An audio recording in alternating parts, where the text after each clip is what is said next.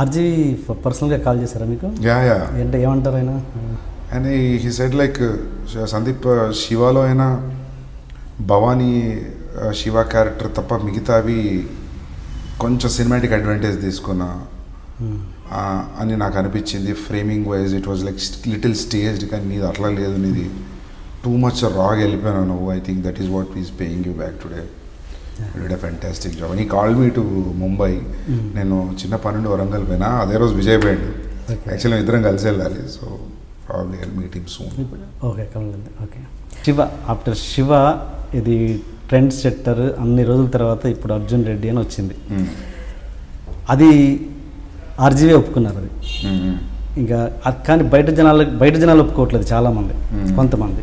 దాని మీద మీ ఒపీనియన్ ఏంటి? అంటే ఇది ఎట్లా పాత్ బ్రేకింగ్ సినిమా అని మీరు చెప్తారు, ఎట్లా డిఫైన్ చేస్తారు? ఫస్ట్ శివ మాట్లాడుకుంటే నేను అనుకున్నట్టు ఎప్పుడు, నేను మొన్న కూడా పోస్ట్ ప్రొడక్షన్ ఉన్నప్పుడు అంటుండే నా టీమ్ తోటి, ఏదైతే శివ బ్రేక్ చేసిందో in terms of lighting, lensing, dialogue అయినా, సౌండ్ డిజైన్ అయినా, అప్పటి వరకు ఇలాంటి సినిమాలు వచ్చేటి కొడితే ఒక రకమైన సౌండ్ వచ్చేది, పంచ్కి కూడా గుర్తుంటే. It has broke so many new things in to the market. అంటే ఆ సినిమా ఎంతైతే బ్రేక్ చేసిందో అంత ఇంక వేరే ఏ సినిమా బ్రేక్ చేయలేదు. For example for example Baahubali అని, it's a big film, but అది బ్రేక్ చేయలేదు ఆ కొత్త ప్యాటర్న్ అనేది. కంప్లీట్లీ ఏంది సినిమా ఇట్లుంది అనే ఫీలింగ్ శివ క్రియేట్ చేసినంత ఇంకే సినిమా చేయలేదు పీరియడ్ అని మేము అనుకున్నాం డిస్కషన్లో. But when people are saying like after Siva, when they are saying Arjun Reddy, I felt nice. ఎక్కడో మనం సిన్సియర్గా మొండిగా వెళ్ళిన అప్రోచ్ ఏదైతే ఉందో సినిమాకి, అది ఇచ్చిన రియాక్షన్ అది. అంటే నాకు my brother is a producer, నాకు ఇది చేయి అది చేయి అని చెప్పి ఏ ప్రెషర్ లేదు, నేనే తీసుకోవాలి డెసిషన్. ఈ లొకేషన్ ఆ లొకేషన్, దీనికి కొంచెం డబ్బు ఎక్కువైంది, సరే పెడదాం, వద్దు అంటే ఒక ఇంత బడ్జెట్ అనుకొని దిగాం, అంతకంటే కొంచెం ఎక్కువైంది. But still it was the safe grounds only, nothing out of the hands. But still అదే ఆ సిన్సియర్ ఎఫర్ట్, ఆ రానెస్, ఏదైతే ఇది చెప్దాం అనుకొని చెప్పేసినాం కదా రాగా. ద సేమ్ టైం విజయ్ కూడా కొత్త, విజయ్ చేసిన పర్ఫార్మెన్స్ నచ్చేసింది జనాలకి. And Vijay every frame he was in the character. ఎక్కడ కూడా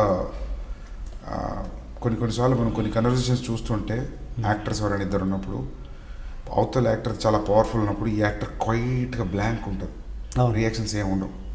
మీరు అలా ఏ సీన్ అని చూసుకోండి, every actor whoever is quiet also, quiet ఉన్నా కూడా there is something constantly happening on the face. For example ఆ ఇంటర్వెల్ ముందు టస్సులు తీసుకుంటే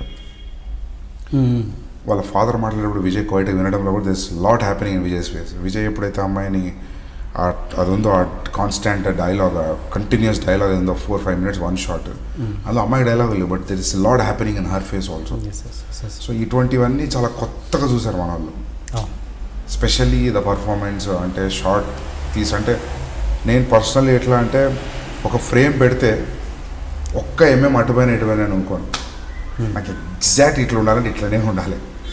సో ఆ పర్టికులర్గా కొన్ని చేసినాయి అవి చాలా. ఇప్పుడు చాలామంది అంటున్నారు ఎవరిదో రియల్ లైఫ్ ఎదురుగా కనిపిస్తుంటే చూస్తున్నట్టుంది అని. That was a very deliberate attempt. Camera అరే ఏం ఫ్రేమ్ పెట్టినామరా అని అనిపించదు, it should just breathe in to the character, camera character లాగా ఫాలో అవుతుండాలని డెలిబరేట్ చేసినాయి. ఇవన్నీ చాలా చేసాం సినిమాకి.